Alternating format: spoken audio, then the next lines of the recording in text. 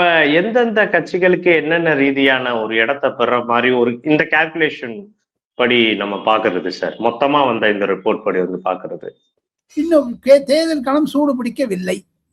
தேர்தல் தேதி அறிவித்தாக்கி விட்டது. இன்னிலேருந்து எலெக்ஷன் நாமினேஷன் ஃபைல் பண்ற மட்டும் பல சந்ததிகள் இருக்கும்.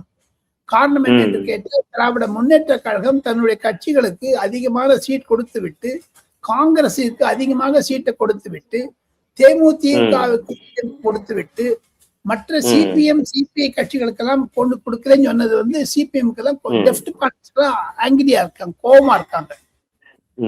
அந்த கோபத்தினுடைய பிரதிபலிப்பு தான் நான் நினைக்கிறேன் தம்பி. காங்கிரஸ் திமுக கூட்டணி உருப்படுமா என்றுதான் கேள்விக்குறி. ராகுல் காந்தி செய்த கலேபரம், ராகுல் காந்தி செய்த குழப்பம், எங்க அவர் தமிழ்நாட்டுக்கு வரமாட்டேங்கிறார். அவரு 3 முறை வந்துட்டாரு மோடி, 5 தடவை வந்துட்டாரு அமித்ஷா, பல எல்லாம் வந்துட்டாங்க. காங்கிரஸுக்கு கேண்டிடேட்டே இல்லை, யாருமே இல்லைங்க. 28 சீட் வாங்கிட்டாங்க, ஒரு ராஜ்யசபா வாங்கிட்டாங்க.